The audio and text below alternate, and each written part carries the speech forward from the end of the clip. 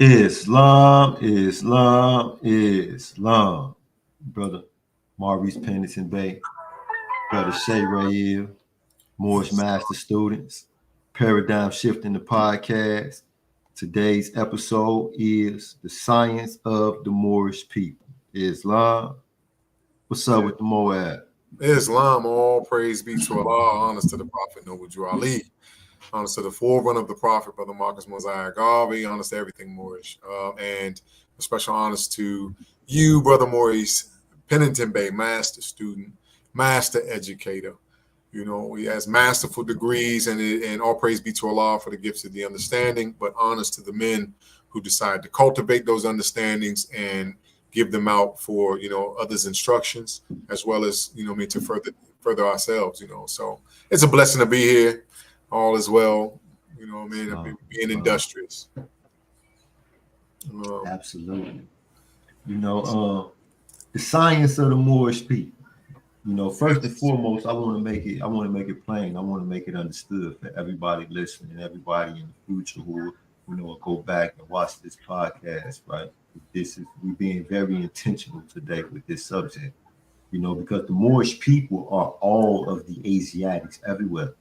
We have so many different, halls of learning within the Asiatic nations of the world that it is absolutely ridiculous, but being the founders of the first civilization on this planet, being the first people to ever walk this planet, it's only natural that we would, have diverse perspectives about the great God of the universe and, what he gave us in the form that he gave it to us. So when we talk about the Moorish people, I want to make it plain. You do not have to be a member of the Moorish Science Temple of America to be one of Allah's Moorish people. Remember that we are descendants of God. Listen to me now, y'all. The Prophet Noble Drew Ali in the 101s, he asked us a question. He says, who made you? The answer is Allah. He said, who is Allah? The answer is Allah is the Father of the universe. So our most ancient ancestor is God. A lot of people say, why are we Moorish Americans? And the Prophet asked us that question. He said, why are we Moorish Americans? Because we are descendants of Moroccans and born in America. He didn't say that we were descendants of Morocco. Our flag is over 10,000 years old, over 50,000 years old. Morocco ain't that old, but Morocco is the modern name for the ancient Moabite people. That's right. And the term Moabite means seed of the Father or children of God. So our most ancient ancestor is God. Okay. And you don't have to be a member of the Moorish Science Temple of America for Allah to be your most ancient ancestor. We talking about the Asiatic race. Islam. Again, honest. I think it's a really good topic because it's going to force some explanations on some things that have become very controversial due to ignorance. Okay, not controversial due to a foundation of falsehood or corruption and things of that nature, but mainly due to ignorance, just and due to some folly. And when I say that, I mean just the foolishness of a fool. You know what I mean? And the reason why I say that is not to be radical or insult anyone, but there is a nature to a fool. The fool, for example, is stubborn and he knows of all things but his own ignorance. So the fool arrives at a piece of understanding and decides this is the understanding, and then has the nerve to start saying any other understanding that I can't recognize as being connected to my understanding. It's just totally incorrect because I have the end all be all right way. And this is why we have to be students in this life. This is why we have to spend our life not only studying, there are other things to be done. However, study has to be kind of like breathing. You don't stop doing everything else in your life because you're breathing, but while you're doing everything in your life, breathing is a major part of your activities. And like so, study needs to be that. And as you and I were speaking prior to the podcast commencing, I told you I was going to bring this up. First, you make a really good point about the Moorish, the science of the Moorish.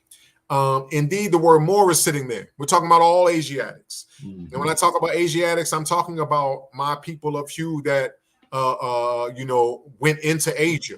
And when we're talking about Asia, when you talk from the Moorish scientist perspective, and when you're talking about Asia, we're talking about from the moment you went from being a spirit. You've never gone from being a spirit of Allah. You still are that. But the moment in which you were wrapped in a garb of flesh, the Moors named flesh Asia. You know what I'm saying? The continent Asia is something that came much later. It's a carnal thing, obviously. It's a physical thing. So anyway, when we're talking about Moorish, obviously we have the Moors sitting right there in the beginning of that word. And so we're talking about all of the Asiatics, indeed. However, we are showing where certain things are being practiced by the last prophet in this day and time. Yes, not the last prophet that will ever come. We have not been given authority to say what Allah will not do. And we understand that the thoughts of Allah change not, because Allah is the truth, and the truth is that which changes not. But the last prophet in these days, we were blessed as a people, right, that had reached the lowest lows. We were blessed as a people to have a prophet come within our midst. And I'm talking about Noble Drew Ali, and bringing us a method in this new era of time now, to fight a foe that grows as man evolves. And so when we're talking about Moorish and not just Moors, we're talking about a nation of people that have something to offer, not some nation of people that feel like they own something exclusively. We just have something to offer. Toyota doesn't own cars exclusively, but if you want a Toyota, you're going to go to that factory. Okay. Right. You see what I'm saying? So we don't own Islam. Islam is universal. Essentially, Islam is universal. And this is what everybody needs to understand, because we don't deal with separatism. All right. We don't deal with separatism. When you're talking about living things, separatism is the same as saying the word cancer. So Islam does not deal with separatism. It's a unifying thing. Okay. But when we're dealing with Islam, it's the underlying principle of every living thing, as well as the law that governs all events that even deal with things that are not necessarily living. So in other words, if a rock falls off a cliff in Tibet, it's because Allah willed it. All right. So we're talking about animate objects as well as inanimate. But understand this. Islam is universal. However, when it manifests, it is always. And when I say the word always, I mean all the time. Meaning time never was when it was not this way. It always is culturally particular. Okay, so the culture in which it's practiced, the rituals, the rites, okay, the symbolisms and things of that nature, the customs and the practices is always particular to a nation. It's always culturally particular. However, cultural particulars do not alter the nature of the truth. So the reason I say this is just because you see the Moorish Americans here of North America practicing the same old Islam that ever was. Time never was when Islam was not. Maybe the word was different from a carnal standpoint, but time never was when the essence that we are named Islam was not. When you see us in our practices, it is not because we are trying to reinvent the wheel. It is not because we don't have respect for what the Prophet Muhammad brought. Peace and blessings be upon him. It is not because we don't have respect for what the Prophet Abraham or Moses or Jesus, Buddha, Confucius, etc. brought. We are practicing Islam according to not only the most ancient forefather, but through the particulars of our not so ancient forefather as Allah, such as some of his prophets, and some of his angels and things of that nature. So just because you see it practiced differently does not mean that we are placing new ownership on it. Does not mean that everybody else's practices are incorrect, not from a Moor standpoint. All right. What it means is that we're following the ways of our prophet. And if we're talking about a real prophet, okay, if we're talking about an actual prophet and not some of these false prophets, all right, that the Prophet Muhammad has warned about in the Holy Quran of Mecca, we have it as the revealed word of Allah. We're talking about a real prophet, then that same one way, which means the direction towards truth, that same one way everyone is following it, regardless of the customs and traditions. If we're talking about truth, Islam. Islam, and we are absolutely talking about truth. The one thing that changes not. Okay, so I want to direct our attention. I want to direct our attention to something that the Prophet Noble Ali teaches us in the Holy Quran of the Moorish Temple of America in chapter 10. He says that all the people worship Allah the one, but all the people see him not alike. You know, he didn't say that, you know, some people, you know, worship Allah the one sometimes, or that all the people worship Allah at some point. He said all the people worship Allah the one, but all the people see him not alike. You know, so with that being the case, as a Moorish scientist, we from the point where we learned this particular lesson, we start to look for those things within these other schools of thought and these other halls of learning that we all have in common. All right. So when I first joined the Moorish Science Temple of America, everyone knows I was in prison. All right. I went to every single solitary religious meeting that there was. The only meeting that I didn't go to was I would have to make a choice to either go to Jumu'ah with the Nation of Islam or go to Jumu'ah with the Sunni community. So while in the institution, I must say that I went most of the time to the Nation of Islam, and I studied the study guide. I was at these meetings. My attendance at these meetings were better than all the other members. You know, I used to go to study Bible with the African Hebrew Israelites, you know, and just build, you know, with these individuals on, you know, the Bible. I used to go to the Rastafarian communities and study the, you know, the idea or the ideal of a universe, you know, a universe. Now, to me, this particular teaching, which is, you know, might be considered unique to the Rastafarians, but it's a universal teaching that we should all recognize. The universe, they always say I and I. And I'd be like, wow, you know, in the Moorish Science Temple of America, the Prophet Noble Ali teaches us that the universal Allah is one, yet he is more than one. All things are one. And this is the same thing that these brothers were sharing at the time. I and I, you and I, we are one. We are one not only with each other, but we are also one with our God. And I say, whoa, these is the same thing. Wisdom is the consciousness that man is all, that Allah and man are one. It is a consistent awareness, something that we keep and hold on to. No matter what we're doing or where we go, we keep this awareness, this consciousness that God is always here in our body, animating our body, that we are truly not the body nor the soul. We are actually spirits and a part of Allah.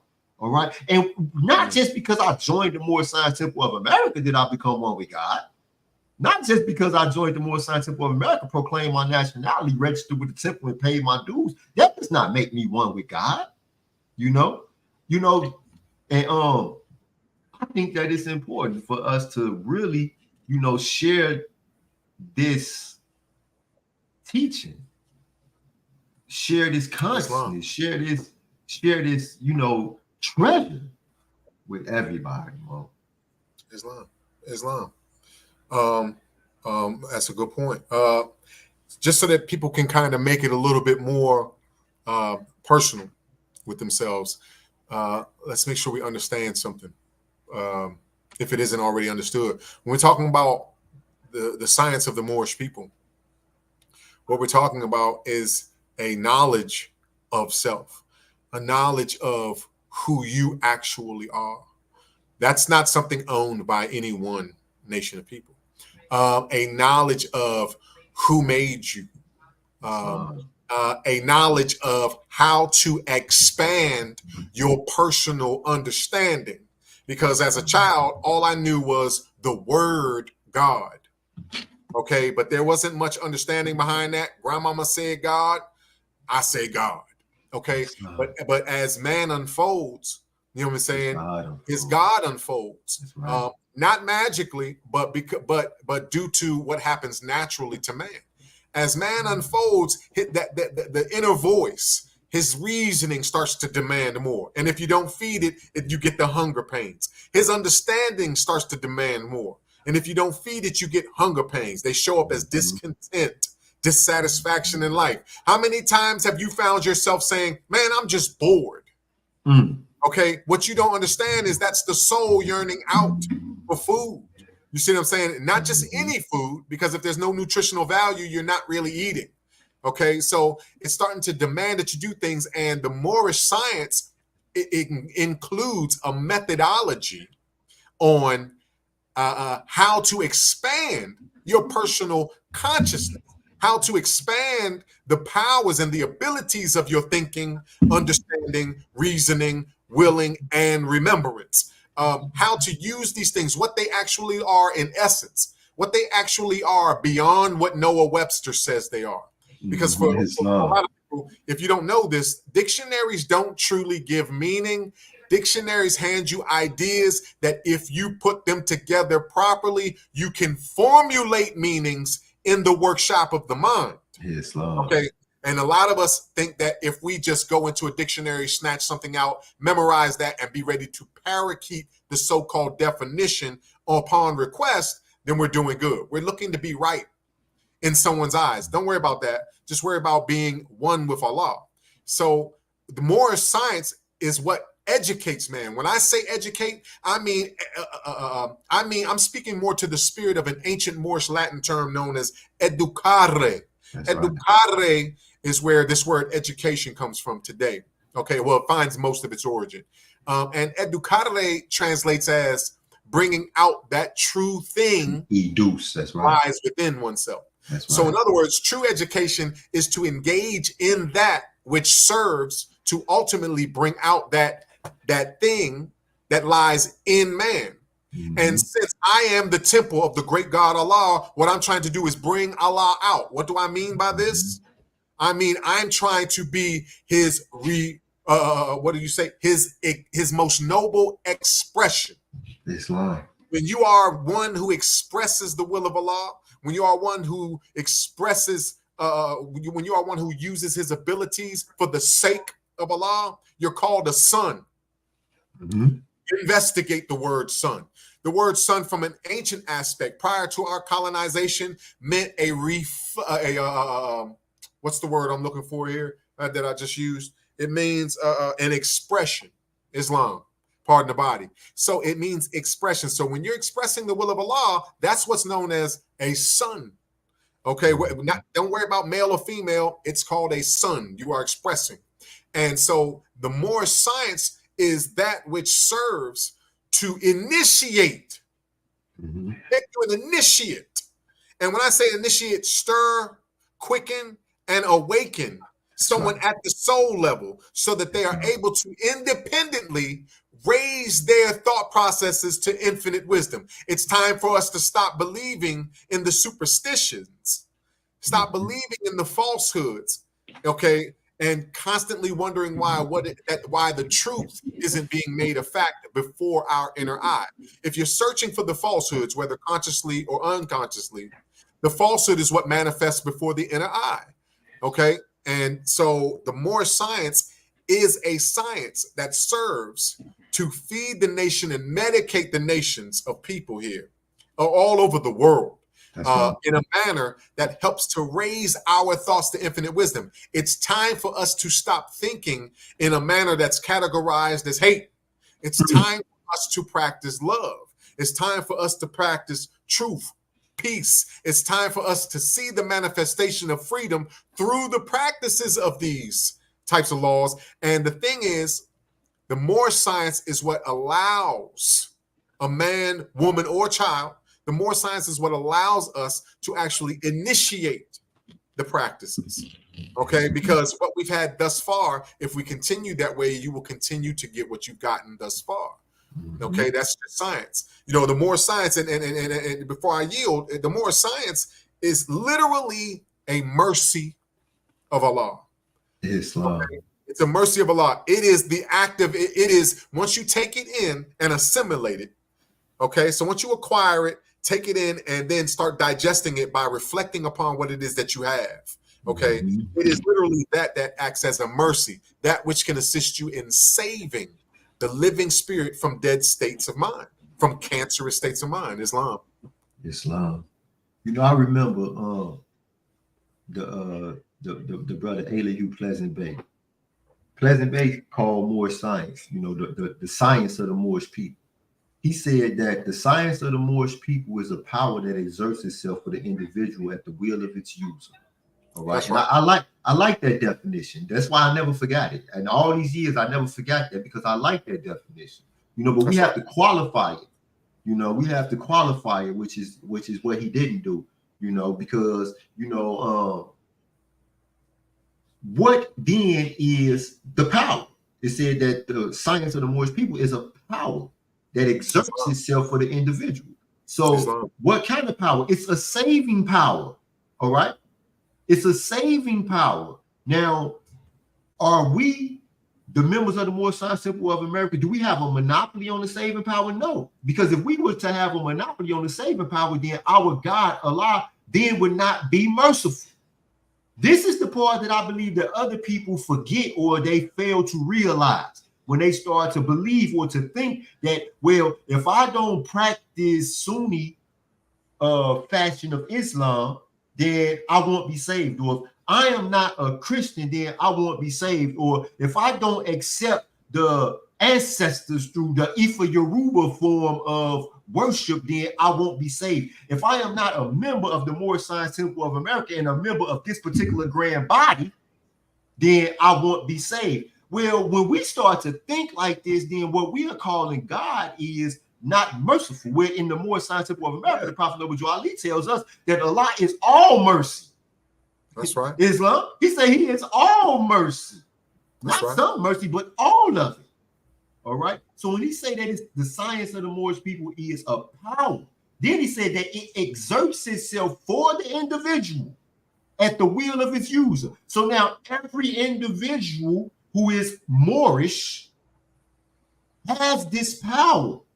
You understand me? Now, this power needs to be initiated, like you said. This is where the process, because the child is as perfect as the mother is. That's right. But the seed has to be cultivated. It has to be nurtured. It has to be grown. Okay. And it does not germinate in the light. It germinates in the darkness. So it's a reason why we are in this carnal state called Asia. Okay. Now, this is something that kind of defeated me. This is something that defeated me.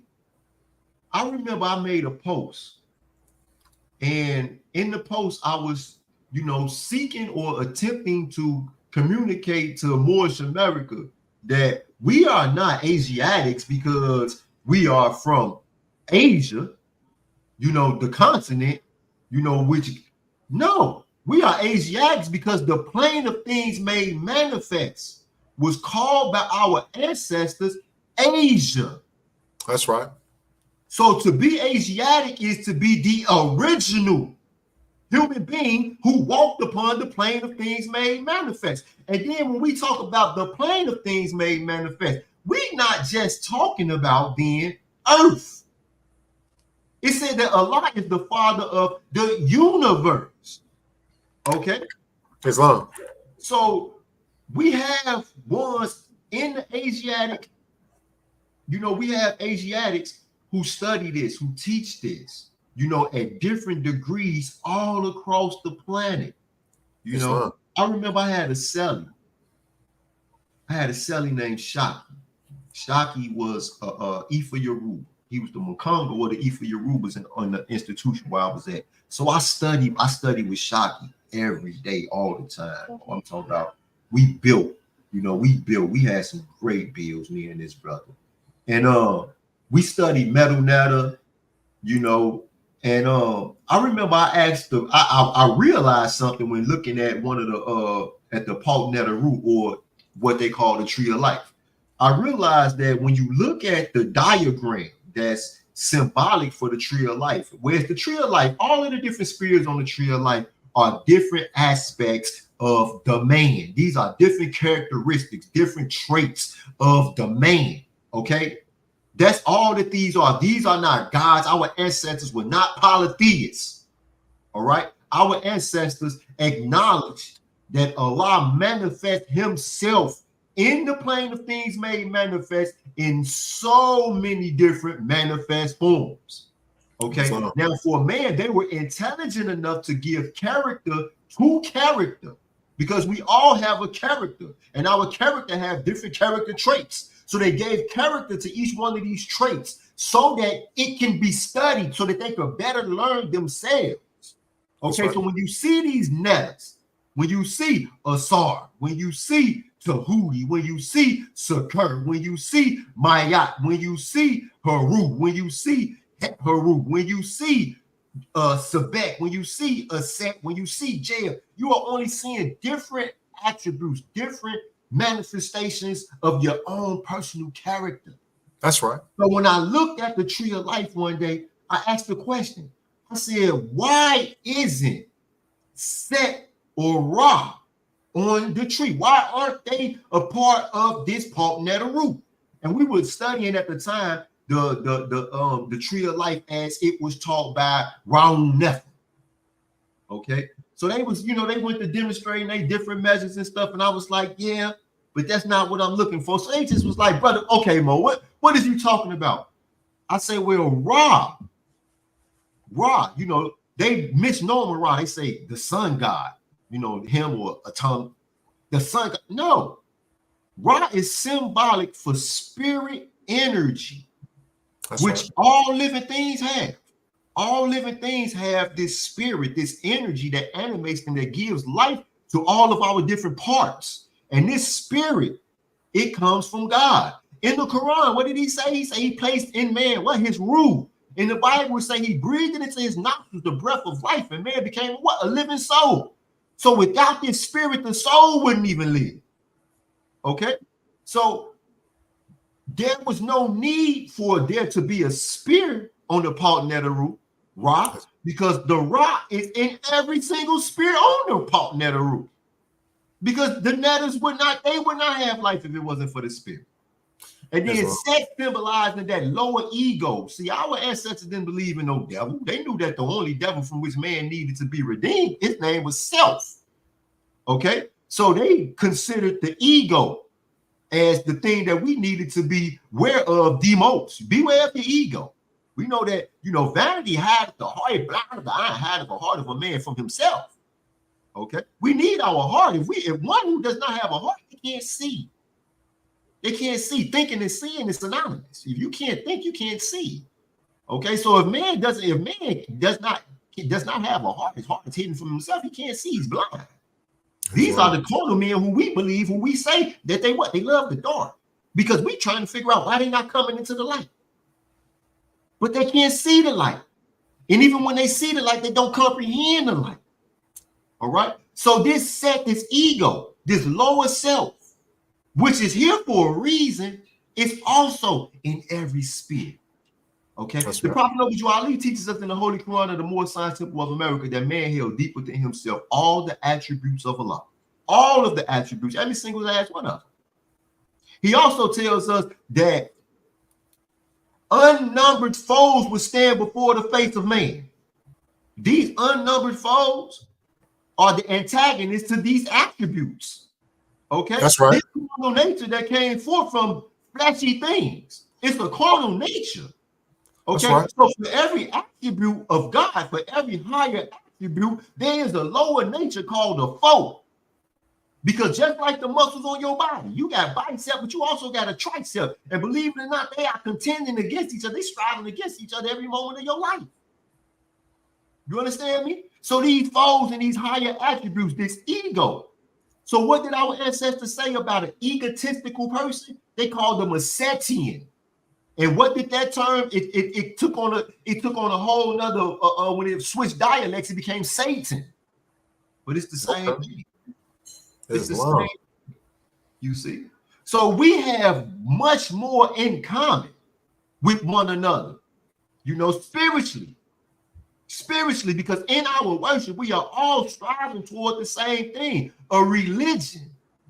The word re, that prefix right there means that something is happening again. This legary or this legion, that's being formed between you and Allah. What it say in the beginning of your Quran? Know thyself in Allah. The what? The genealogy of Jesus. So there is a unifying event that we are all moving toward. Okay, and before we started this podcast, we talked about the path.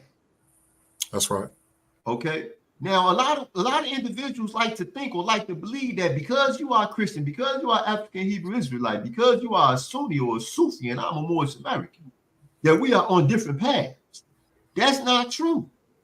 There's only one Allah, and Allah is to be found in the same place for each and every last one of us. So if we are journeying towards Allah, it doesn't matter that you call him Yah or Jehovah. It don't matter what you call him. If you believe that Allah favors a noise, then something is wrong with your thinking.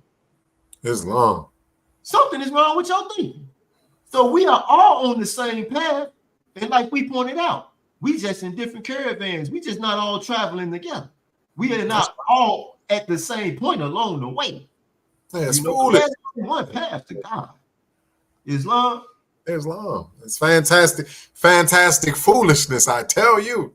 I remember somebody, this is what happens when we take these literally. And before the brother, at least on my screen, disappeared. I don't know if it's a brother or sister. I'm not sure. There's no disrespect intended. There's a brother, and I guess it's the letters Secreto. And that was at 7:55 p.m. And he or she said, just follow the 10 commandments. I want to address that. That's really a good point. And I want to address that so that we can understand what it is that the science of the Moors does for us. But indeed, back to what you were just saying, Penitent Bay, indeed, a lot of times in our finite stages of mind, because vanity is what I call a hell of a drug. And it's placing a lot of value in that which is truly of very little value. And while you're in the middle of placing value in that which is of little value, you cannot be tending to that which is of greatest value.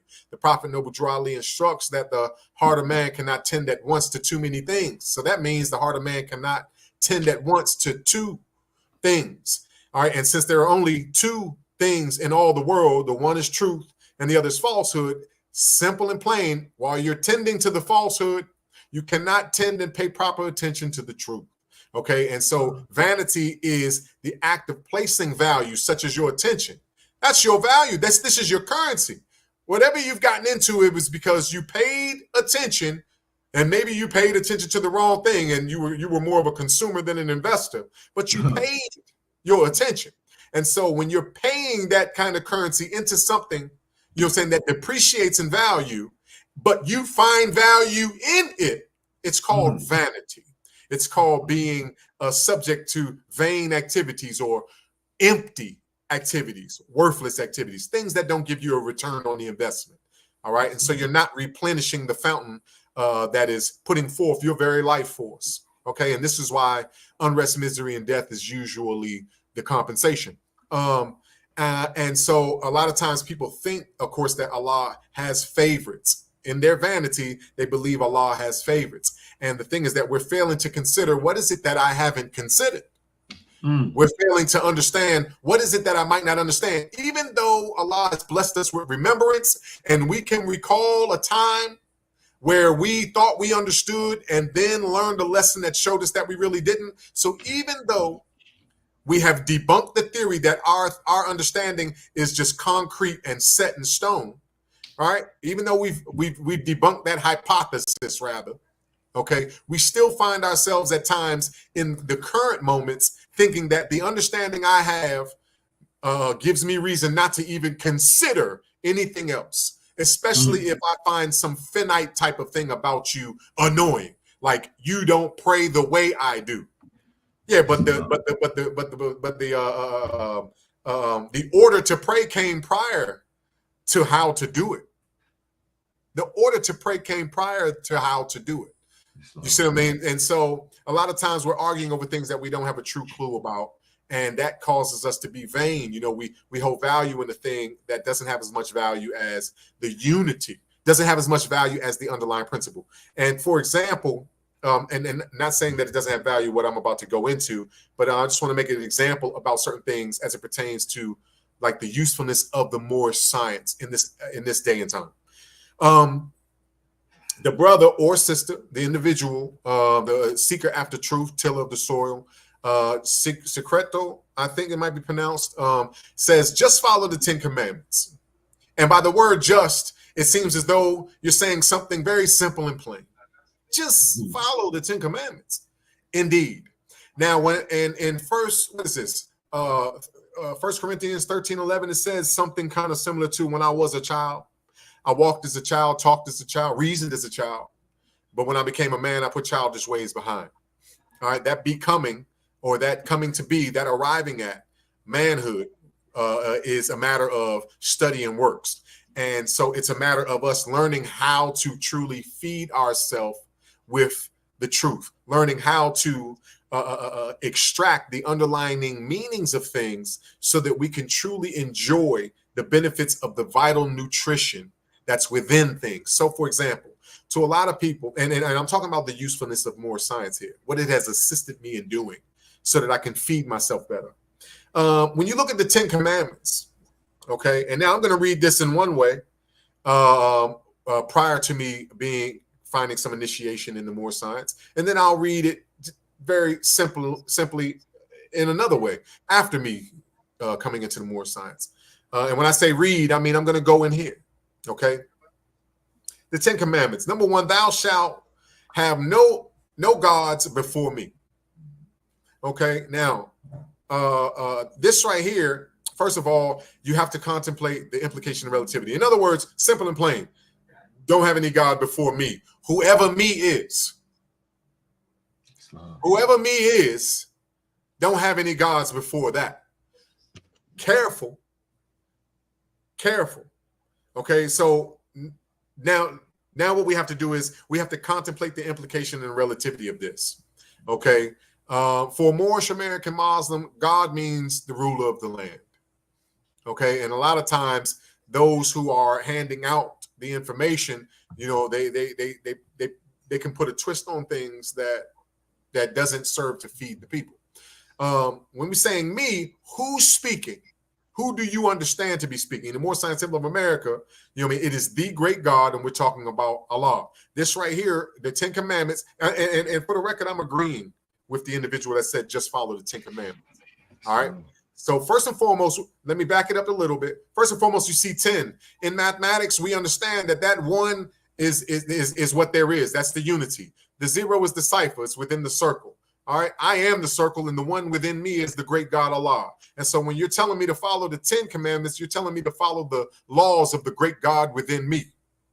More science has me to entertain that like that. And when I'm entertaining things, you know what I'm saying, entertaining those types of meaning, I'm feeding off of things that have a different nutritional value. Okay. Number 2, thou shalt not, number 1, thou shalt have no God, have no other gods but before me. There is but one God, Allah, the author, creator, governor of the worlds, almighty, eternal, and incomprehensible. And there is something to be considered when you're saying these things. Number 2, thou shalt not make unto thee any graven images. Thou shalt not make unto thee any graven images. There's a lot of arguments about this. But when we're talking about image, that's the same word used when we're talking about man being created in the image and after the likeness of the great God Allah. But what we understand, once you start digging into the more science, what gets awakened on the soul plane is what image and likeness even is. Before you start living according to a law, understand what the words are, what the demand is. The image and likeness means made in the nature. That's the image. And likeness means you also have the ability to act according to that nature. So when we're saying put no other image before me, in other words, you are not to act beside yourself. You have a divine nature in you, and you are not to act beside that nature.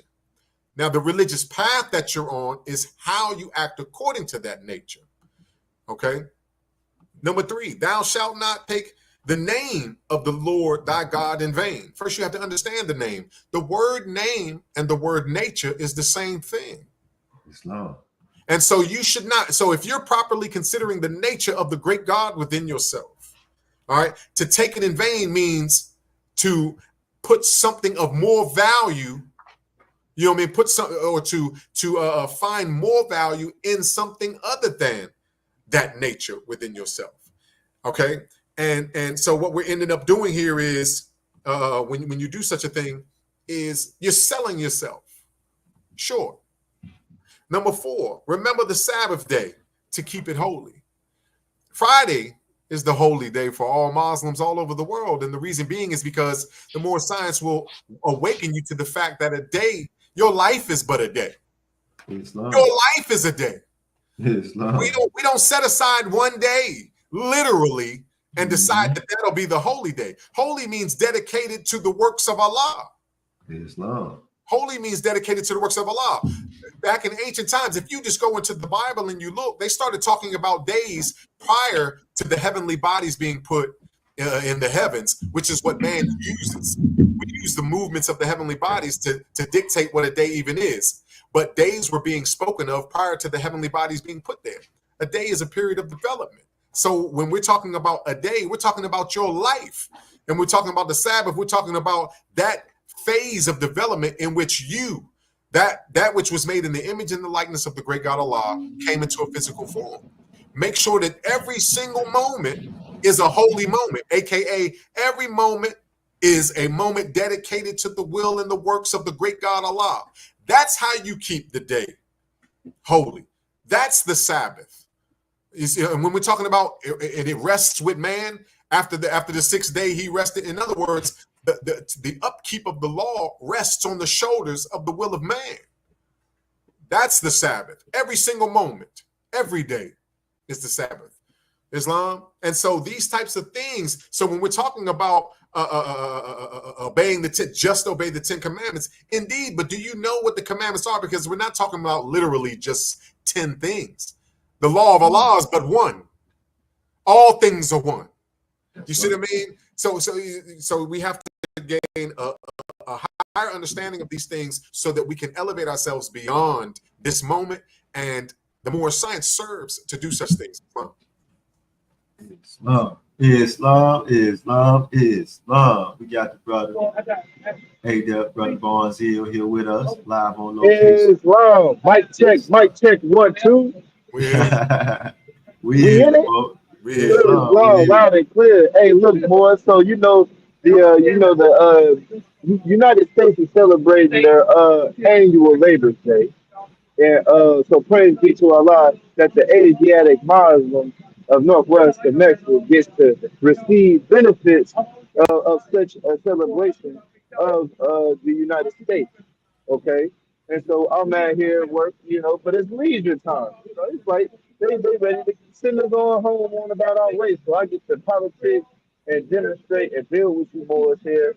And man, putting a lot of honesty to my prophet, Noble Drew Ali, I want to go in. Because when you start talking about the Shabbat and you start speaking about these days, and I understand why we have these references in our one-on-ones about, the days, there's only 7 days. And so even to get into the aspect of the holy day, when the brother broke down the definition, another meaning for the word holy is a day that's set apart. Right, the word holy can go back to the Canaanite language as Kodesh, and that word means to set apart. Okay, and so us being the Kodesh people, the set apart people who had a Kodesh prophet, a set apart prophet, right? I can't pick up and put down. We got to be set apart every day. Islam. And even stepping into the idea of the Sabbath and then the laws of Moses. First off, the 10 Commandments is, it's a conglomerate, it's a consolidated effort of the various other rules and regulations that is in the Torah. Okay, what they say, it was 314 or something like that. 314, 314 laws in the Torah. They say. Is it Islam? No, 613. They say it's 613 laws in the Torah. That's what the scholars say. And so if you add that up in Gematria, and then even with divine mathematics, right, number science, 6 + 1 + 3, that will equal 10, a consolidated 10 commandments. Okay? And then we can also see that same model and makeup used in what the Prophet Noble Ali gave us with our divine constitution and bylaws, which is an aspect of the 10 Commandments, right? It's like the 10 Commandments, But what comes beyond that? We have our chapter 25, our covenant of Asiatic nations. 2 plus 5 is 7. So if you can see that parallel contrast, right, how these laws are being made up, right, you'll be able to know that we are tapped into the ancient times for sure. And then to finalize the Sabbath, according to the Judaism, it is a meeting place of Allah.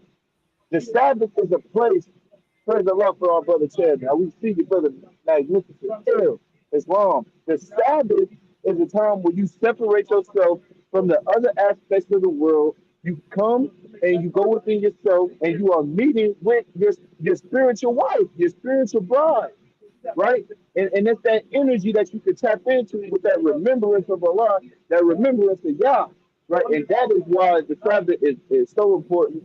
And it also represents the holy day. It represents the mind Moors. It represents your seventh chakra, right? Your crown, etc. So just giving that brief piece, Moors coming in here, honors for the platform. Peace of love. I yield the floor back over. Islam, Islam, I Islam. know you see the brother. I know you see the brother, His Majesty, the magnificent El, Islam. brother, honorable Absolutely. chairman. Absolutely, I see that more right there. He see that link in the chat too. He could jump up on the stage and talk about the science of the Moorish people. You know, Islam, absolutely. There go the sister K Bay. Islam, we see the boys. Islam. You know, when we start talking about the Sabbath, the holy day, so the Prophet Noble Ali, he teaches us, it's in the law. All right, he say Friday is the holy day for all Muslims all over the world. Okay, then he tells us, he said, Friday is the day on which man was formed in flesh, and it was on Friday when he departed out of flesh. So a couple days ago, Mamo Hornbuckle Bay, Mamo Hornbuckle Bay posted on Facebook. He said Friday is the only day. He said so Monday, Tuesday, Wednesday, Thursday, Saturday, and Sunday do not exist. So a whole lot of Moors was like, man, you know, what are you talking about? So one more, he at me in his comment, like brother Maurice Pennington Bay, man, come get the memo. So when I see the post, immediately when I seen the post, I knew exactly what the Mo was demonstrating. But what I said to those Moors was this: why don't somebody ask him what he means? You see, because the science of the Moorish people, the science, all right. So the Sheikh at Wazil told me this years ago. The Sheikh at Wazil said that the Prophet Noble Ali made this the Moorish Science Temple of America, because the science is what keeps us from becoming superstitious. It's what keeps us from becoming spooky. And then throughout my own research, what I learned was religion to our ancient ancestors was the highest science. It was the highest science. Religion.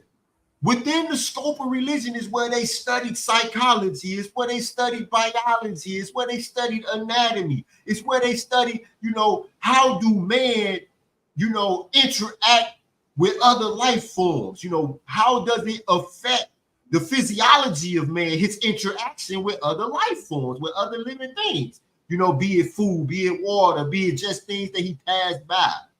You know, this was science. And we always acknowledge the fact, you know, that our people were highly intelligent. They were geniuses, as a matter of fact. You know, you have ones who talk about, you know, lost civilizations of people who had supernatural intellect. Their supernatural intellect took the form of their religion. It was their religious systems, you know, and the science within that religious system that we look today and say that was supernaturally intelligent. It set them apart from the rest of civilization in the past and in the present, and possibly into the future, you know. This is Moorish science. This is what Moorish science does. Moorish science is something that we use no matter what we're doing, no matter where we are in life. We do it according to Moorish science. You know, we do it in the way that allows us to be the most effective. In the Holy Quran of the Moorish Science Temple of America, in the chapter The Soul of Man, it says that thinking, understanding, reasoning, and willing are the actions of the soul. They are not the essence of the soul, but they are the actions of the soul. So I never forget when I first read that chapter. You know, we used to have chapter of the week. We used to have chapter of the week where we would study one particular chapter all week. And then at Holy Day service, we would hear the Moors demonstrate on that one particular chapter. And then we would move on to the next chapter. We're doing the chapter of the week, the chapter, The Soul of Man. We broke down what does thinking mean? How is thinking done? Okay. What is the product of thinking effectively? Okay. What is understanding? What does it mean? How is it done? Okay. What is reasoning? What does it mean? How is it done? What is willing? What does it mean? How is it done? These concepts we had to internalize so that we could come to embody. So we could come to embody the meaning of these things, right, so that we could better and be most effective at the maintenance and the utilization of what God gave us. Because remember that our science is the true economy of human life. That's what it says in the chapter of religion. All right. It says that our religion is the true economy of human life. You know, it's us using the natural resource, the most natural resource, according to the word of Allah. Remember that the Quran we have is the revealed word of Allah. Okay. So when we start talking about the most natural resource, he said that Islam, the nature in which he had created man. So Islam is a resource to us. All right. It's a whole body of knowledge. It's those things that we believe is true. Now, with that being the case, Islam, throughout the course of time and even to this day, has been called and is called by many names. Islam, many names. Because Islam is the religion of peace. It means peace. Okay, there are many. We see the after Hebrews like shalom, shalom alaikum, peace, hotep, peace, nirvana, peace. And if your religion was just not simply called peace, the object of your religion or the goal and the aim of your religion was to help manifest and to bring about peace amongst those who practice. All right. So when we talk about the science of the Moorish people, it is what allows for us to generate the most effective outcome whenever we push ourselves forward toward whatever we want. Listen, Moors, I have to qualify this. When we push ourselves forward toward whatever aim, whatever goal, whatever object that we as individuals have for ourselves, our family, and the people and the things that we love. Because as an individual, I am here to tell you, you have a right to the things that you desire, the things that you want. You have a right to see the people who you love in their most healthiest condition, being in the best, most prosperous position that they could be in. All right?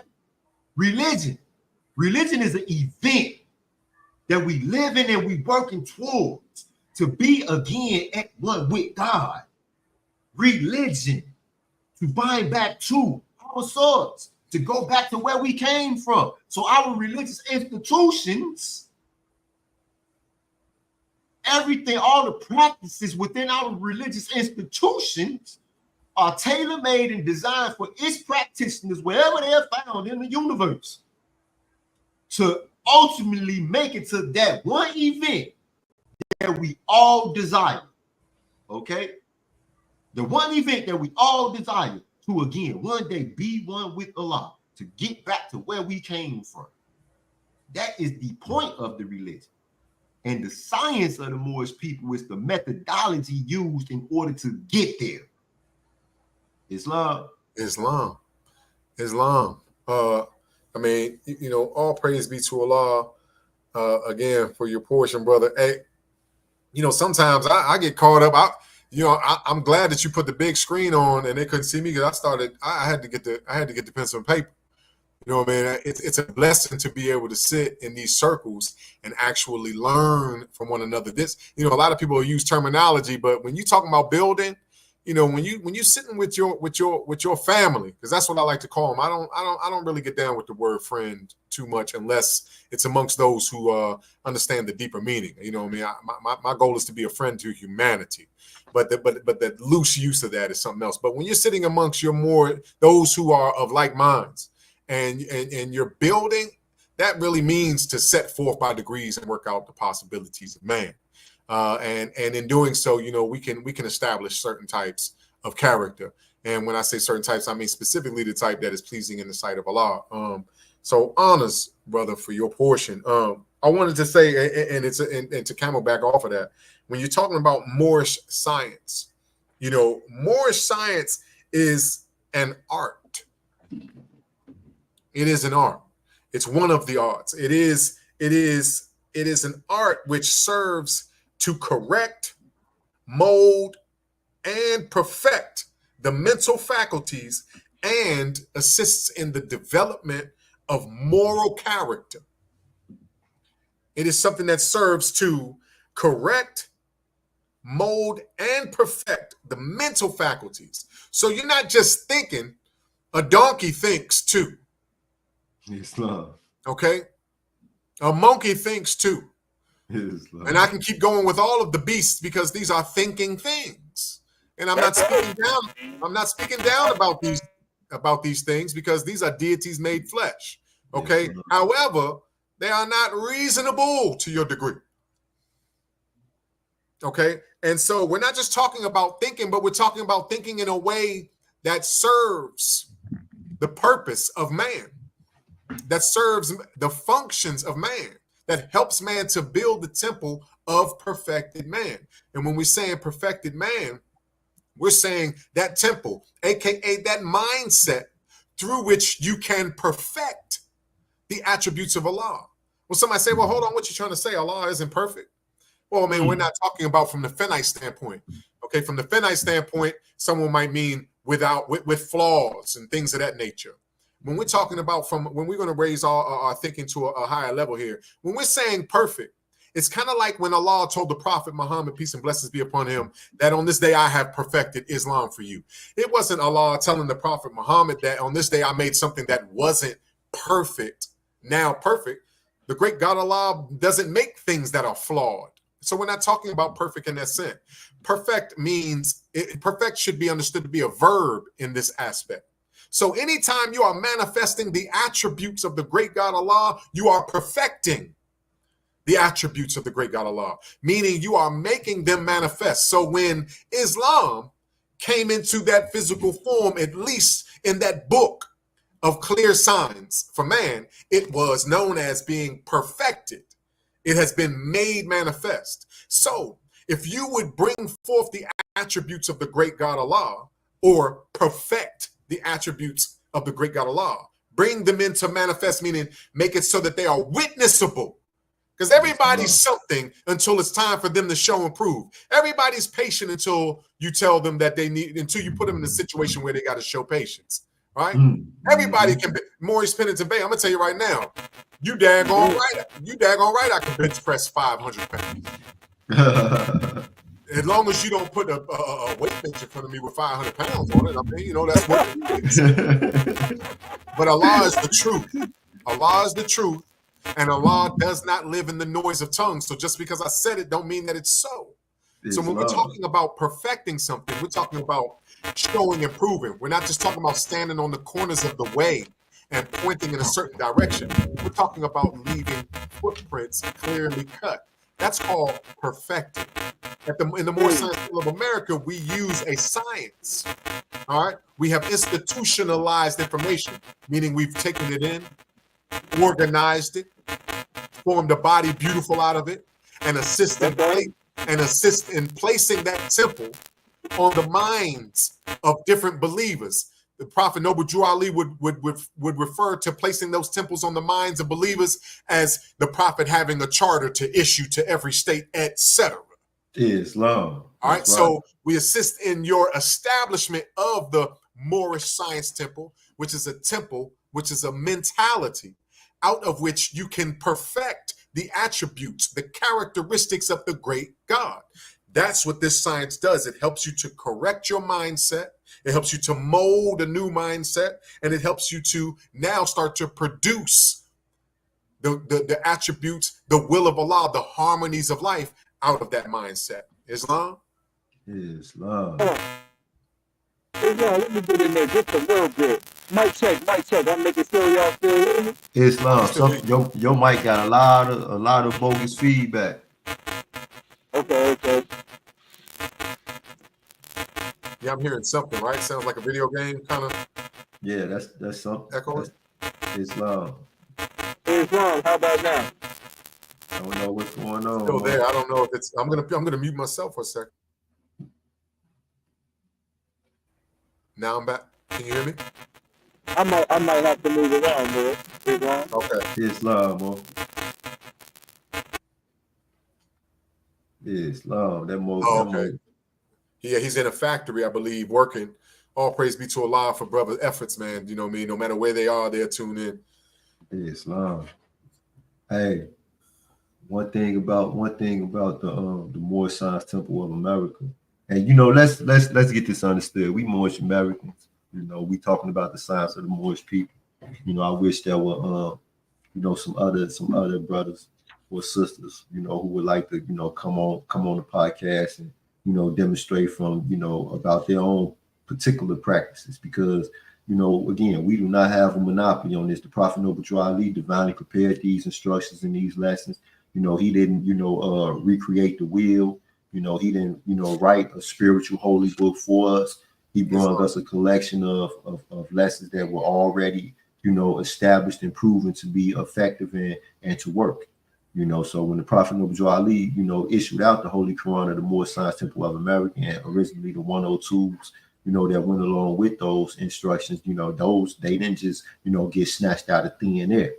A lot of Moors, and a lot of Asiatics, they take issue with that. They say, well, the Prophet plagiarized this, he plagiarized that. No, that's not. It's just not necessary. Only a fool is always beginning. And one thing about the Holy Quran in the chapter of religion, it tells us that Allah ruleth and directeth with infinite wisdom. So today in Sunday school, we was building on that. How is it possible to rule and direct with infinite wisdom? Okay, well, in chapter 2 of the Holy Quran of the Moorish Science Temple of America, it tells us that we measure time by cycle ages. We measure time by cycle ages, and one of the benefits of measuring time by cycle ages is to be able to rule and direct with infinite wisdom. Because now all of the experiences, all of the scientific research, all of the things that have proven themselves to be true or false that happened or occurred in the past are still with you today, in the present. And using and utilizing those things with a new mind equipped with this new knowledge, you are capable of creating or mapping out a future that you could walk forward into. So this is how Allah rules and directive with infinite wisdom. Remember that because of his providence, there's no contingency. He don't need no contingency plan. He don't need a contingency because he already know what's going to happen because of what he's doing. All right. So we measure time by cycle ages. Our ancestors, they would measure time, that way beyond their own carnal lifespan. Because time never was. They were not concerned about, what, can I get the job done now while I'm living? No, they planned. They would, a father would begin a work that he know that his great-grandchild would finish. And he was all right with that. And he worked diligently every day towards that goal and that objective because he knew that he would again be one with Allah and to be able to observe that work from wherever he was. Islam. This is the science of the Moorish people. And when we start talking about, well, why is it or how does it connect to the spiritualities of life? There's no real thing called separate church and state.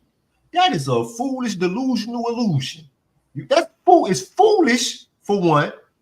Only a delusional so-called leader would even think that it was possible to implement such a plan within a nation of people, humans, who all have spirits. You understand me? Who are all spirits first. Now check this out. We are more spirit than we are anything else.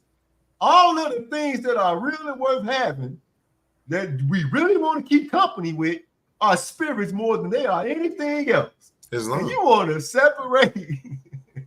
You know, I want to separate. Come on. I mean, to the defense of the church, I maybe it works well for earthly salvation. I'm not really sure. I'm not talking about the church, right? No, I know exactly what you mean. Governments, exactly. You'll see now what I was just saying. But for the Moorish science, we understand that a government separate in any shape, form, or fashion from the Creator, in any shape, form, or fashion, in any statute, code, rule, regulation, or law at all. Anytime you have stamped it in stone that there's a separation of that which is to govern and the Almighty Governor, Islam. Well, I don't know what to say now after that. You know, you ever point out something and then you just get stuck. Like, you mean to tell me that 2 plus 2 is 17? My grandfather used to, he used to get stuck on stuff like that. Whenever I did something foolish, he would just lose his mind. I told you not to run through the house, right? Yeah. But you ran through the house, right? Yeah. You know, but I'm gonna say something about the more science, you know what I mean, because I wanted to camelback off what you were, the spirit of what it seemed like you were doing a moment ago, which is kind of, you know what I mean, clarifying some things also about more science. And I'll do so with the devil's advocate question. You know, these Moors done rewrote the Quran. What is wrong with them? They done, you know, they done rewrote it. No. See, the Prophet Noble Drew Ali didn't rewrite a Quran. We didn't do away with the Holy Quran of Mecca, which we have as the revealed word of Allah. You know, we actually get our power from the Holy Quran of Mecca, and we have high regards for the Rasulullah Muhammad, peace and blessings be upon him. Okay, we didn't replace anything. The Holy Quran of the Moorish Science Temple of America, and I mean this in no light way, the Holy Quran of the Moorish Science Temple of America in this new era of time now is a preparatory book. It is a preparatory book. If you look in chapter 23 of the Holy Quran of the Moorish Science Temple of America, and where it is the holy instructions for thy children. And, you know, in ancient times, a child was a neophyte, an initiate, a student, a beginner, okay? Even if you were new to a certain mindset, you were a child now at certain degrees. And instruction number 3, it starts off, it says, prepare him early with instruction and season his mind with the maxim of truth. That's right. When your nation has been proclaimed into existence in 1928, and it hasn't even been 100 years, it's early, children. Islam. All right? It's early. All right? And so where it says here, prepare him, because notice I said that the Holy Quran of the Moorish Science Temple of America was a preparatory book. That's right. For the children. All right? All right, so prepare him early with instruction and season his mind with the maxims of truth. And when we're talking about seasoning, we're saying make the mind fit. To season something is to make it fit for use with the maxims of truth. So when we're talking about preparing something, what the prophet has done with the Holy Quran of the Moorish Science Temple of America in this new era of time now is taking the essence, some of the essence of the Holy Quran of Mecca, which we have as the revealed word of Allah. He's taken the essence of that and organized it in a fashion that would suit us in the new era of time now. So we haven't changed Islam. Islam is the truth, and the truth is that which changes not. That's not what we're proclaiming. And we're not proclaiming that what the Prophet Muhammad brought, peace and blessings be upon him, was not good enough. What we're saying is that Islam, because of the finite mind of man, has to come in stages. It has to come in phases, not because it is limited, but we are limited in our finite understandings and in our human folly and foolishness, where we believe we've got it down pat with human understandings and human knowledge, okay, which is but blindness and folly. So the Prophet Noble Drew Ali has taken the essence, the potencies. You know, you can extract some potencies from certain plants around here. Some of our botanists and things of that nature, they understand that. You can extract the concentration of it, and then you put it in a form that is palatable and more useful. When I say useful, I mean can be of good when presented in this fashion in this new era of time now. And then I want to yield the floor after this point. Understand something. War has not changed. In any shape, form, or fashion, war has not changed, but so that we can contemplate what's going on in here between man and his lower self from a war standpoint or a conflict. Let me make an example outside of the self. Outside of the self in these streets and these other countries and things of that nature, war hasn't changed. They're still battling and using some sort of arms. But if someone came today, I'm talking about the best of swordsmen, Maurice Pennington Bay, the best of swordsmen were to come today, and the best wielder of the most mighty shields. I'm talking about he got the same shield Captain America got. Right? He came today teaching us how to use that type of sword and a shield like they used in more ancient times. I don't care how good you are. You seen the movie, what was it, Achilles or something? I don't know. I don't care how good you are. You're dead before, you're dead at the speed of a bullet. Yes. Okay, so what that means is, although war hasn't changed, okay, especially the interior war, although it hasn't changed, the methods in which we use in order to be more effective in gaining or securing a victory, because the victory of man is sure. So if the victory of man is sure, and that is a promise from the great God Allah through our forefathers by his prophet, namely Noble Drew Ali, if the victory is sure, wouldn't he send a prophet in your day and time to give you the tools that it takes to actually fight the foe? Islam. So this is what the Holy Quran of the Moorish Temple of America is. It is a preparatory book. It is that which fills you with instructions and things that you can use in order to fight the good fight. And it is made out of the same old time religion that has ever been and ever will be. Islam, I yield. Islam. Hey, Islam. Let's run this mic check back. Mic check, mic check. Now, still, you got something going on with you, but it might. Let me see. Let me find. Hey, tell your mic. The mic check is clear now. Oh, that's there. Better. You go. Islam. Yeah. Hey, you got to. Hey, listen, Moore. You got to tell your mic to love instead of hate, Moore.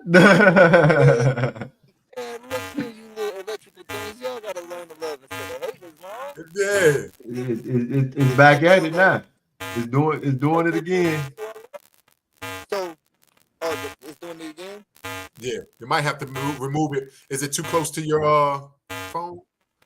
It stopped a moment ago. It's off. It's off. How about now? How are we doing now? It's on. Hey, maybe a little different. Peace and love. They got the more in the Matrix, man. Yeah.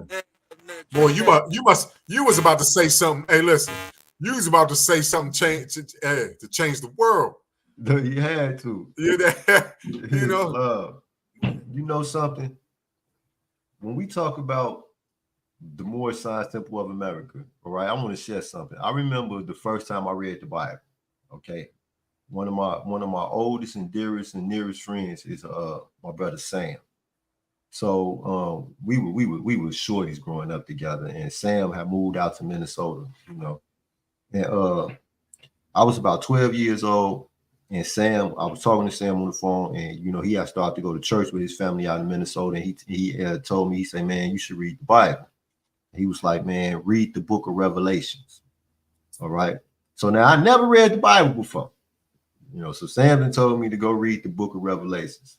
Sam, if you're listening, don't you ever tell somebody who ain't never read the Bible before to start off with the book of Revelation. So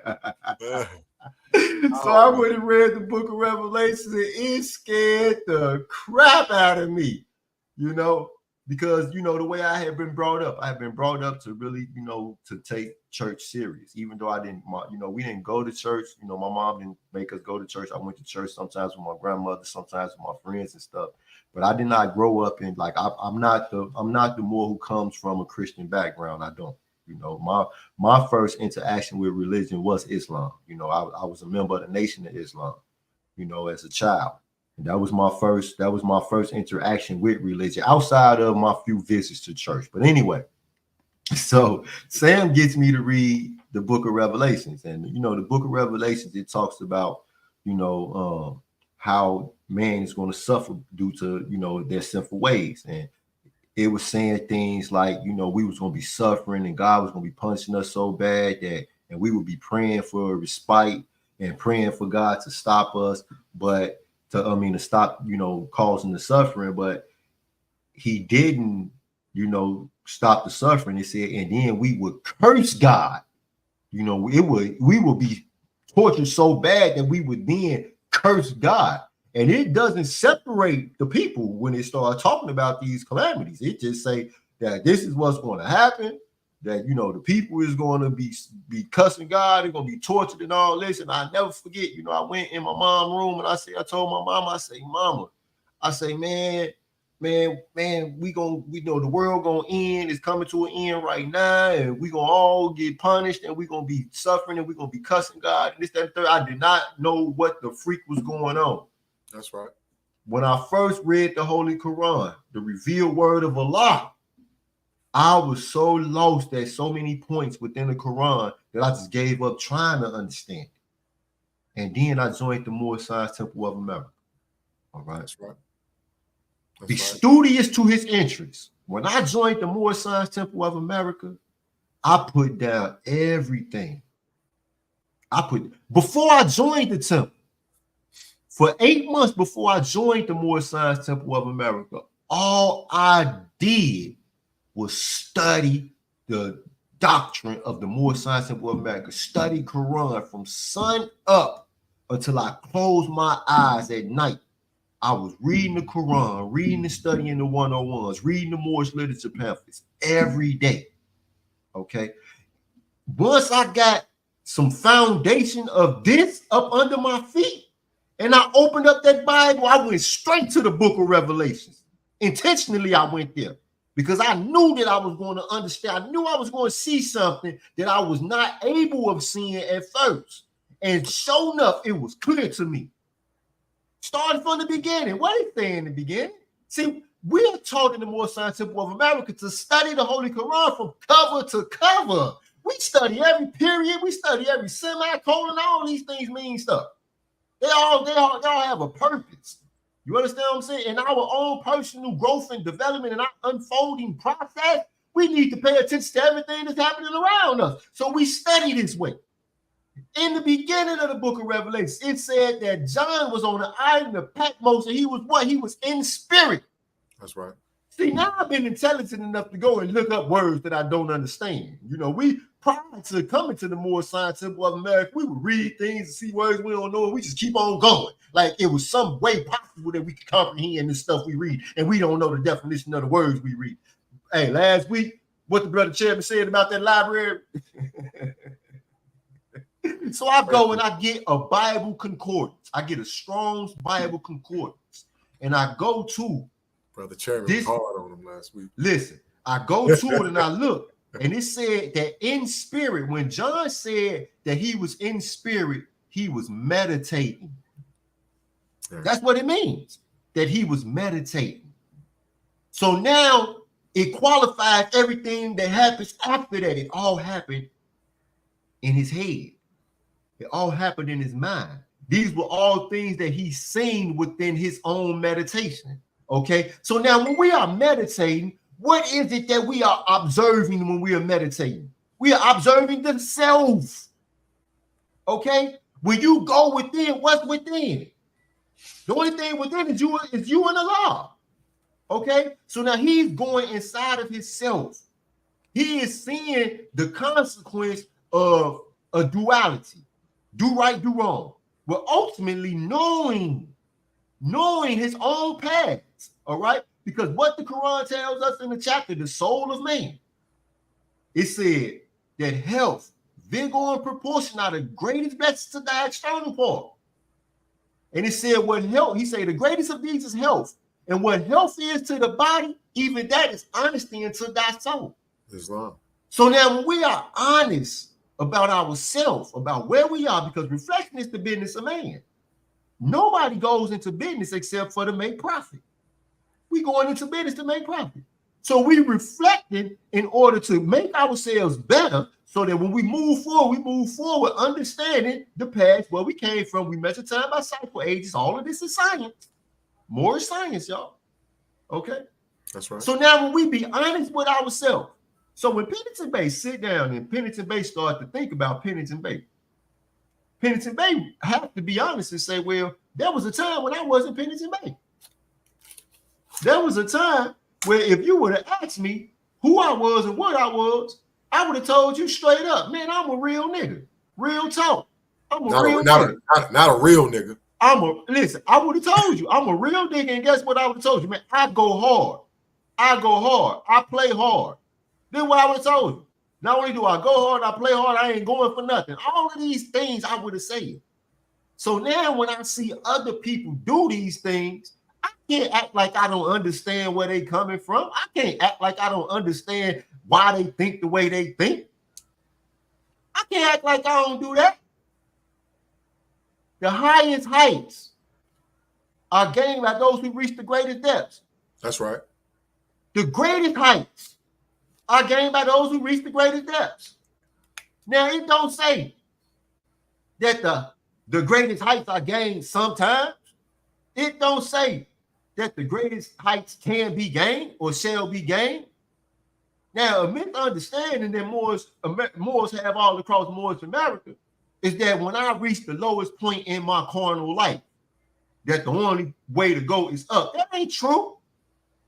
It's a many people. It's a many people who are homeless, who have diseases, who have drug addictions, who are hungry and ain't got no money. Okay? Who don't have no loved ones. They love the people who did love them and gave up on them. There's many people that's in that state right now as we speak. And sadly, they will change forms in that state. So when the Holy Quran of the Moorish Temple of America says that the greatest heights are gained by those who reach the greatest depths, that is a fact.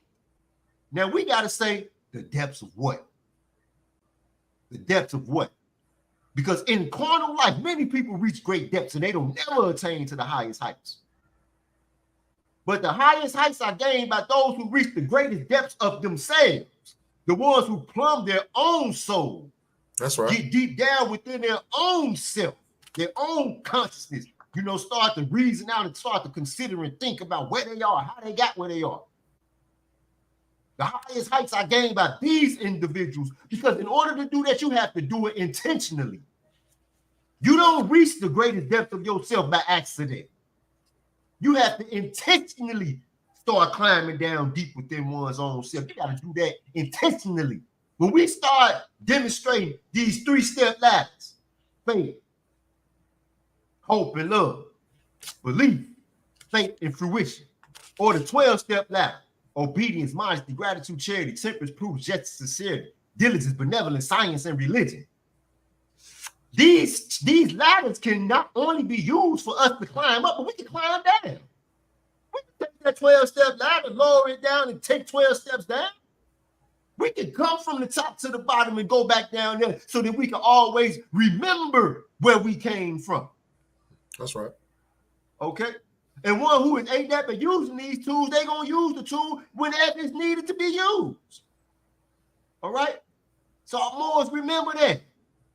So stop telling ones, when these members come inside of the Moorish Temple of America with their substance abuse problems and they, suffering, and they come there because they believe that they're going to get there and find out or find something that can make their condition better. Stop telling them that the only way for them to go is up. Islam. Recognize that they predicament requires an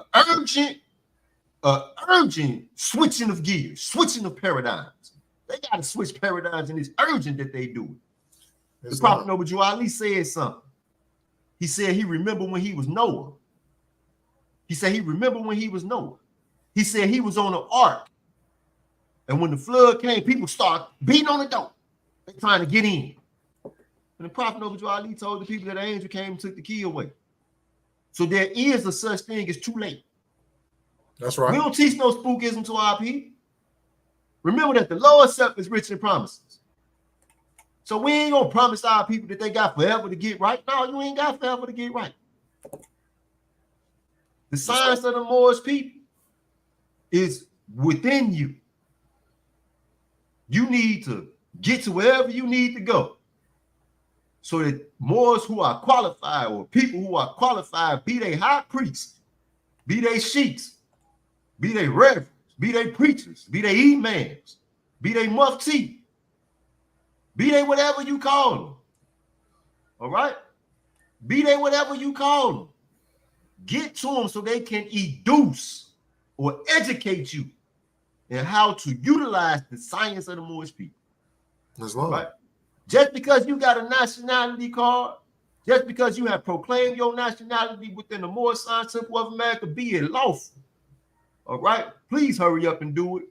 But that don't make you saved. That do not make you saved. That does not make you prepared either for the unnumbered foes that you will face. The unnumbered foes that you must overcome.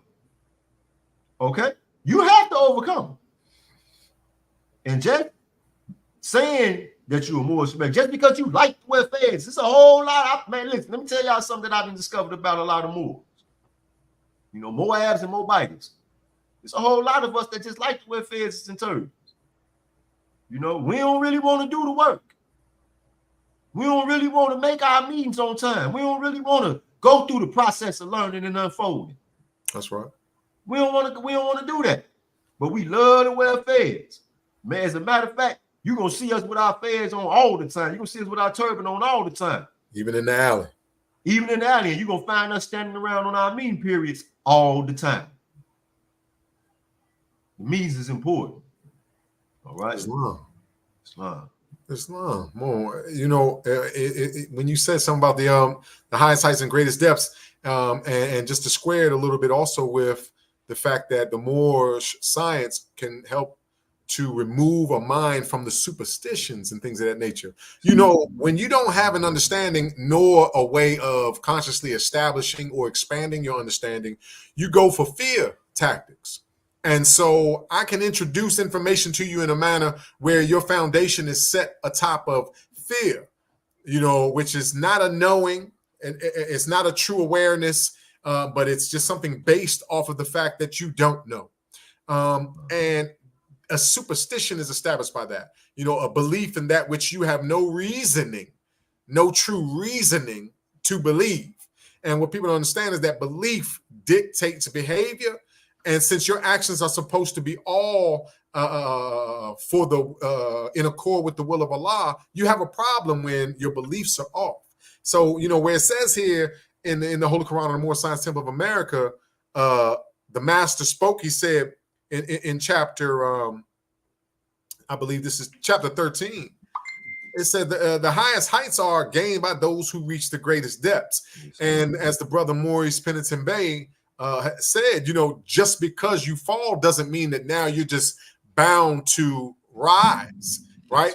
And so here is where you know, we have to contemplate the implication and the relativity. Okay, the highest heights are gained by those who reach the greatest depths. Since we don't do fear-based teaching, I'm not going to scare you into joining the Moorish Science Temple of America. I'm not going to scare you into investigating the Moorish science or the science of the Moors or the knowledge of things knowable about the self, which is really one of the highest ingredients and aspects of true wisdom, is a sensing of the powers of man himself. I'm not going to scare you into that. Do this or else. I don't compel you with those types of things, because you're supposed to only fear Allah. What I'm going to do is strive to put my words together in a fashion that might assist in guiding you to the nearest place where you can have a meeting with your Father God Allah, guiding you towards the truth. But it's not fear-based. I can tell you that there will be pains along the way. Okay, but see, today is a new era of time now, and we can't simply use these fear-based tactics. So one of the ways that you can also look at this divine instruction, Islam, peace and blessings to the sister K Glover L. Islam. One of the ways, and I'm going to yield the floor after this point. All right, because I have to hear the sister, the grand governess. One of the ways you can also look at this where it says the highest heights are gained by those who reach the greatest depths. Reaching the greatest depths also speaks to those who are willing to dig that low. What's way down there is the base, the foundation, aka the rock upon which man builds himself, meaning his understanding. Those who are willing to actually dig into their understandings and expand it through what the Moorish Americans call reflection, because this is the business of man. Through the art of reflection, we actually can expand our conscious awareness. So we can go from a superstitious people to thinking that the great God is some spookiness out in the clouds and the devil is some red dude with a pitchfork down in the ground. Or we can expand that to an understanding that the great God is in me. I and Allah are one. And my foe is the lower self. Then we can start to understand certain things that will lead to our behaviors being in accord with the harmonies of life. And with that, I would like to yield. I have to. I got to yield to the sister, the grand governess, K. Glover L. Islam, Islam, Islam. All praises due to Allah, honors to His holy and divine prophet, Noble Drew Ali. Man, I've been listening in the background and getting some things finished for work that I had deadlines on today. But man, y'all been going in. Y'all really have been going in, right? Speaking on the science of Moorish Americans, like, wow. You know, when you start talking about the science of Moorish Americans, it automatically takes me to where we actually seen Prophet Noble Drew Ali step on the scene, right? That's right. So Prophet Noble Drew Ali steps on the scene 1913 AD. And during that time, we also see other Asiatic movements all at the same time. You know, there was something that was going on in the 20s, because when you begin to look at all these movements, even Freemasonry, right? So when you start talking about Richard Allen, and even when they chartered that in the 1700s, y'all know that there wasn't a big boost of membership and activism until the 1920s. This is the reason why the 20s was called the Roaring 20s. All right. The Roaring 20s was about everybody getting together, coming together, and doing what needed to be done to really show the world, let the world know who we were as a people. All right. So I'm gonna read a couple of organizations that was out during that time, right? So you had the Improved Benevolent Protective Order of Elks of the World, right? It was founded in 1898, and it gained a significant momentum in the 1920s. Its purpose is fraternal, social, and community service organization, providing support and assistance to African American communities. The IBPOEW remains active with lodges across the United States. The organization continues to focus on charitable works, scholarships, and youth programs.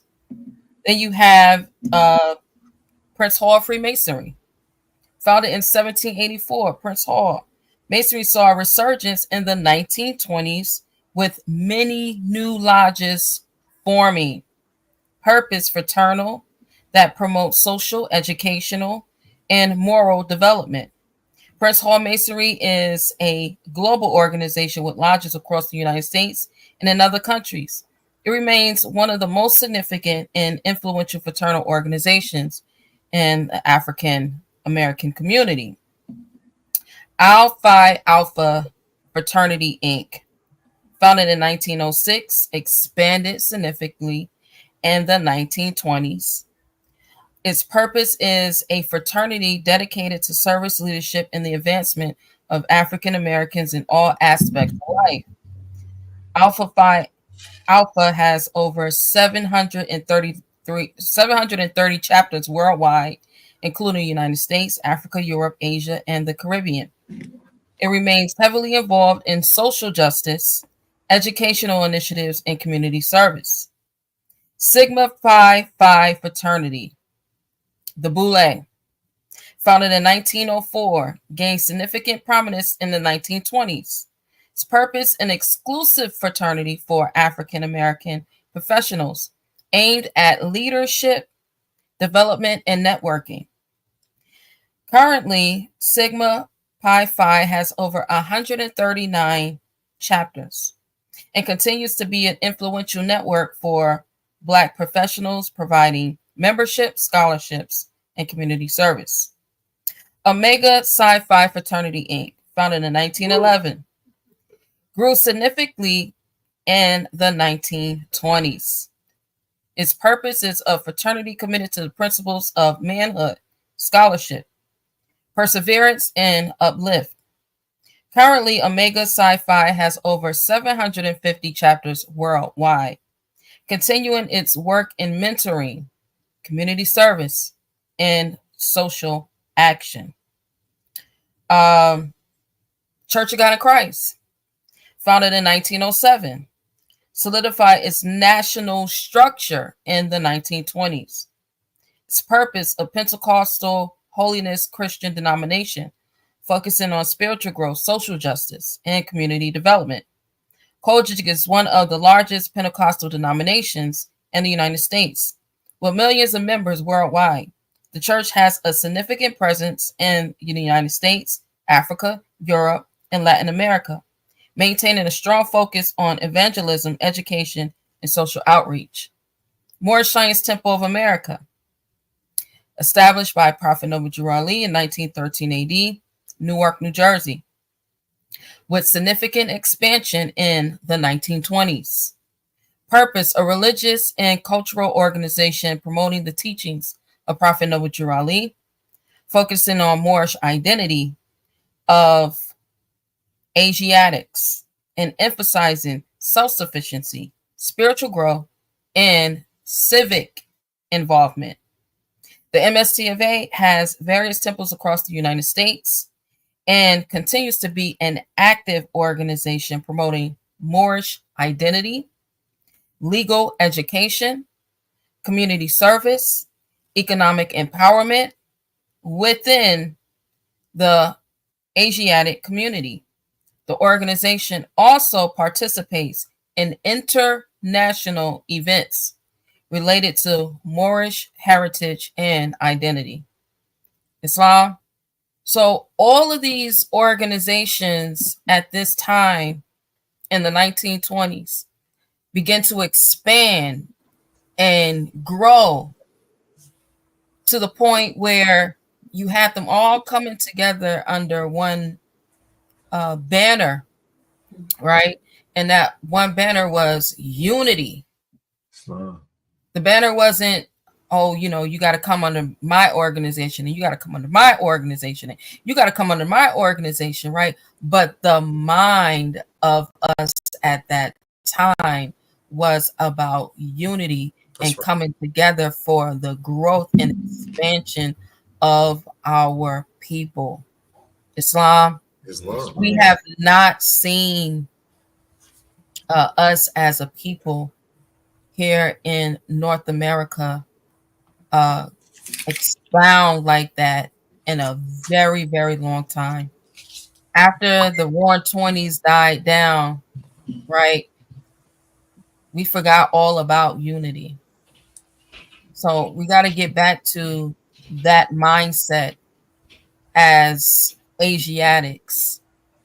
A lot of times as Moorish Americans, we want to stay within, well, I'm a Moorish American and I can't work. It's sad.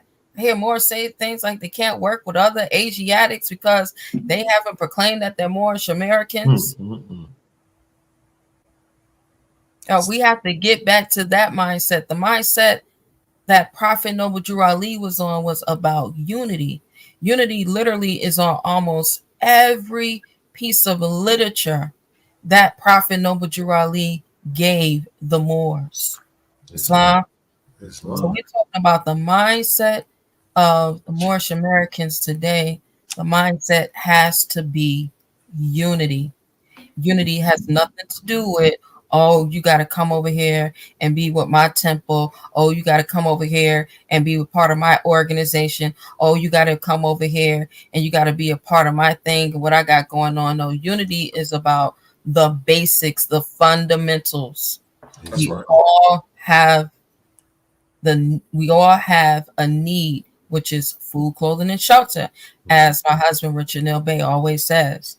So we should be working on fulfilling those needs as a unified front. Islam and I yield. Islam. Islam. You know, Islam more. Islam, Islam. The sister has said a mouthful. You know, we have to be careful. You know, like what she was saying, that, like, you know, that description of, well, you have to join this, you have to be a part of this only, and if you're not a part of this only, then we can't reach out and we can't be missionaries. You know, my perception and my of your position and my position, my perception of some sort of finite differences is greater than the command that we be missionaries, that we actually teach the word, teach the gospel, the everlasting gospel.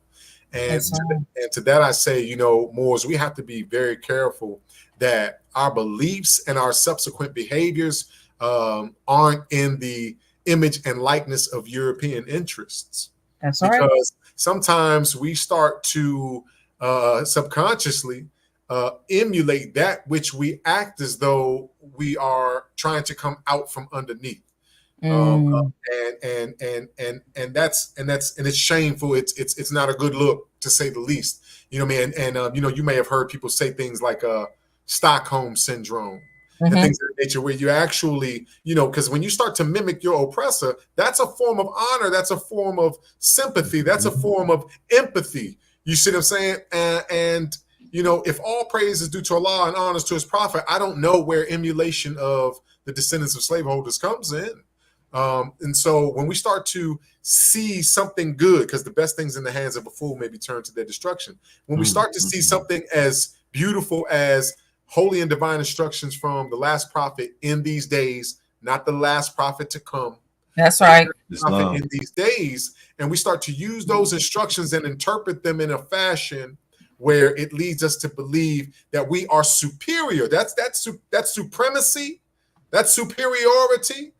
Listen, the nobility isn't in trying to be better than your brother man or sister woman. Nobility is in being a better man or woman than you were moments before the next moment, and moments before the next moment. That's nobility, is to be the best you.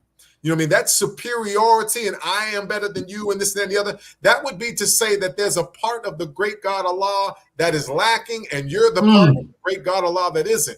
So you know, if it's, since there's a law that says as man unfolds, his God unfolds, you know what I'm saying? Make sure that we understand this. You have a duty to do that which is necessary, that you might bear witness to the unfolding, as opposed to be somebody that gets rolled over in those ways. You know, we have to recognize this. One part of the great God Allah cannot be greater than another part of the great God Allah, because a house divided cannot stand. This isn't reasonable. This isn't reasonable. Now, I do understand what some people are trying to say is, you know, I'm not better than you, but maybe I can be better than a circumstance that you create. I'm not better than you, but maybe I can be better than a condition that you are trying to establish. You know what I'm saying? And things of that nature. However, make sure that just because you're seeing finite differences, when I say finite, I mean those things that appear on the surface, investigate. Inquire into, research, analyze, and examine, aka study these things to see what of use can be extracted. The why, out of even the worst, the wise can find means of good. These are the lessons that come out of the Moorish Science Temple of America, that teaches the science of the Moors. It teaches you to be more harmonious. It teaches so that even though there are manifest differences, I will be able to focus properly and find where there are harmonious similarities. If for no other reason, I'll just say, okay, we have separated in the world, but I remember the relation that binds me to love and unity. You know, and the Prophet Muhammad, peace and blessings be upon him, said the same thing in spirit. He said, to you your way and to me mine. Mm-hmm. He said, Allah is the best of knowers. All of these types of phraseology, all right, has an underlying spirit, you know, of humility, right? It's like, look, I don't know it all. You're doing some things that seem a little strange to me. And when I say strange, I can't recognize all of the symbology. But if what you get from it has you to behave in a manner that produces the harmonies of life, it breeds justice, mercy, love, and right. Justice, mercy, love, and right is the name of the language that believers would understand when it was spoken. What did he say? What did the prophet say? My sheep will understand my voice. That's the voice. These are the languages. Are you so caught up in formalisms that you don't understand when love, true peace, freedom, and justice are talking to you? So the Moorish science helps to break those finite chains and mend broken wires, that the flow of the harmonies of life, the flow of the everlasting gospel, you know what I mean, the flow of that which is in the image and after the likeness of the great God Allah might be continuous, right? From one living thing to another, because we are bound by that continuous cord. Islam, with that I yield. Islam. Islam. Islam. Yeah, the wars is cooking. Islam. See, Cake Lover L did that. Islam. We were relaxed until she came in and stepped it up. You know, Islam. you know, today when we was in Sunday school, right? And we kind of spoke on it a little bit earlier in the podcast. You know, the Prophet Noble Ali uses the term membership and citizenship synonymous. The Prophet Muhammad used the term believer and citizenship synonymous. You understand what I'm saying? Corporate citizenship. That's right. Absolutely. So when we come in, the Prophet Muhammad tells us all. He says, keep the obligations. Okay. Well, we are obligated to do a number of things. For one, the Prophet Muhammad told us to do what? Allah told us through the Prophet Muhammad. He said, when we debate, we must do what? Debate in the best of manners. Best of manners. That's right. Okay. And like the brother just said, he said, to you be your way, to me be mine. This is us refusing to ever demonstrate the degree of the disagreeable. All right.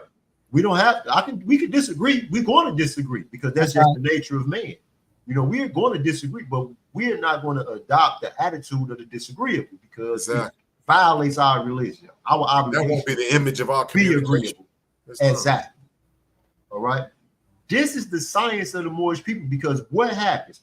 We need one another. People need each other. All right. In the bands of society, people need each other. The farmers, you know, are needed by the entertainers, and the entertainers need the farmers and the school teachers and all this. We need one another. So if we all just start to be disagreeable with one another, and then we start raising our prices, you know what? I don't like that person, so I'm gonna charge them triple. Yeah. It violates. It's stupid though. It's stupid. So it goes back to what Mama Bay used to tell me when I was growing up. The best type of sense for you to have is some common sense. It's some common sense. I remember reading the Hadith, and somebody asked Bilal, what type of man was the Prophet Muhammad? Listen to what he said. See, it's a science in the Hadith. He said, my friend was a very simple person. That's all he said. That's right. So now moving forward, like the Prophet Noble Ali said, and he repeated something that was said by the Prophet Jesus. He said, my sheep know the sound of my voice. A stranger will not follow. So now if somebody was to come to us right now and give us this incredibly, highly, you know, vulnerable interpretation of something that the Prophet Muhammad supposedly had to say right off the muscle, we know it ain't true. That's right. We know it ain't true. Now, does that take away, because the Prophet Muhammad spoke in a very simple manner so that everybody can understand? I mean, he was quite naturally, he was obviously able to organize massively. The Prophet Muhammad led hundreds of thousands of people without a telephone, without Facebook, without social media. He led hundreds of thousands of people, and he couldn't read. Okay, the angel Jibril came and said, "Iqra." Well, we know for a fact that the Prophet Muhammad changed forms without ever reading. So we could say that either the Prophet Muhammad didn't do what the angel Jibril said do, or the angel Jibril wasn't telling them to read in the first place. All right? Islam. Now, with that being the case, there's a science in simplicity. Okay? The Holy Quran of the Moorish People of America says that truth is what? It's simple. It's real simple. So I want to say to all of the Asiatic people, to all of the Moorish brethren and sisters, we must move forward and be simply Moorish. All right? Just be simply Moorish. It's way easier. It's way easier than trying to impose some other identity on yourself. That's right. The fact of the matter is that we all descend from Allah. We come from God. Okay? Now, if that's your thing and you want to study, your ancestry, in between where you are now and back to where you came from, if that's what you want to do, then fine. See, that is Islam. I like to consider myself an amateur historian as well. But always remember, Moors, that your most ancient ancestor is Allah. Now, this is the time, because we've been on here for 1 hour and 51 minutes. I got to be remembering to do this stuff. Like, right? Share, subscribe. That's right. Talk about it. I mean, if you believe that the master students of the professor Drew, because that's who we are. That's right. You understand me? We are some of the master students of the professor Drew. All right. Because we don't have a monopoly on that. and we would love to see many more join our ranks. That's right. You understand me? Come on. As a Let's matter go. of fact, you ain't got to come. You ain't got a lot of work. You ain't got to tell us about it. Just start doing the work. Hey, what Jesus said when the disciples came back and said, "Man, we found us casting out devils, not in your name. Man, should we get our spoils to go get them? No. They ain't against us. They with us." Right. So just because they ain't members of the Moorish People of America, but they uplifting for all of humanity. That's right. So they with us. Right. Well, just because they don't call themselves Muslim, well, they believe in only one God. They pray, they fast, they demonstrate charitable action. They turn within often. You don't have to watch them do it. Right. They ain't doing it for you to watch them do it. All right? That means they Muslims. Just because they don't call themselves Muslims. When you read in the Holy Quran of the Moorish People of America, it said the Muslims of India. I guarantee you that not one of them individuals who was in India called themselves a Muslim. But the Prophet Jesus acknowledged them for who they were. That's right. He acknowledged them for their works and their deeds. That's right. You understand me? We are the Moorish people. Being Moorish people, that means that we are Moabites. Come on now. Being a Moabite means that you are a child of God, simply put. That is the actual definition. That's right. All right? There ain't no need to be trying to figure out nothing else. There is no higher learning than that when it comes to your own history. Okay? So when the Prophet Noble Jew Ali started talking about that we are the descendants of the ancient. He said ancient. He ain't talking about no jokers from yesterday. Come on now. We live on concrete and mud. We drink water that's 13 billion years old. The water that you're drinking 13 billion years old. You want to tell me about some stuff that happened yesterday, 2,000 years ago? That was yesterday. Right. We are an ancient people. Okay? So if they ain't writing books talking about the ancient people and demonstrating the science of the ancient people and practicing it, then stop taking their words for gospel. That's right. Because the greatest gospel is goodwill to men and peace on earth. The highest learning is the attainment of virtue. This is what the Moorish Americans demonstrate. The best thing that I could be is a faithful member of the Moorish People of America, because that means that I want for my brothers and my sisters what I want for myself. All right? And the science of the Moorish people helps us to achieve this object. Having what I want for my people. Because guess what I want? I ain't gonna front y'all, man. I want everything, man. Give me the work. Everything in it. Yeah, everything in it. Straight up, man. When we used to walk them yards, all we talked about is what we thought about was getting out and using more science in order to make not just our conditions better.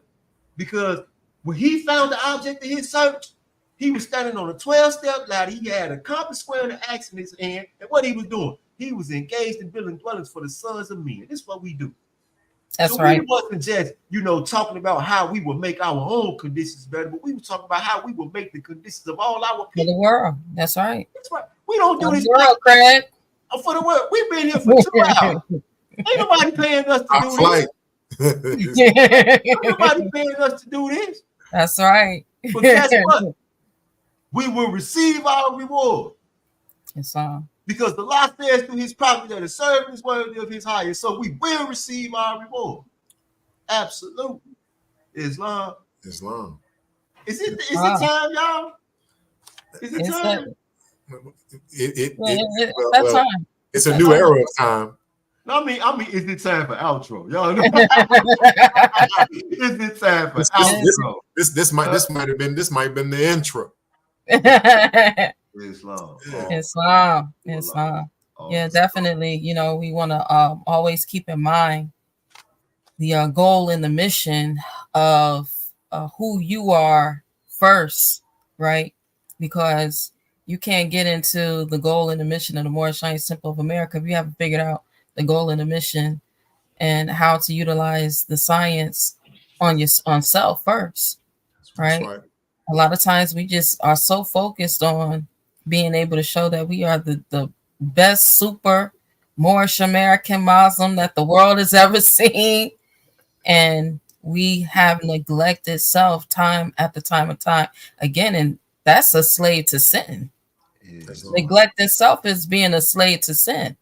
Islam. That's right.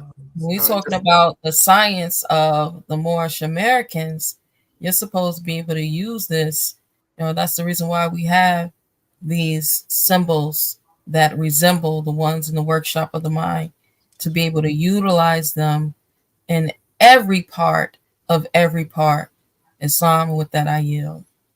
Islam, and just to maybe camel back over that real shortly is just as far as the Moorish science, one of the things that really attracted me was the fact that they dealt with A, B, and C issues. And what I mean is a lot of times in my life, I've met with individuals or heard individuals speak in an A and C manner. Like A would be, this is your problem, you got an issue. And then they would speak about the C part, which is, you need to not have that issue.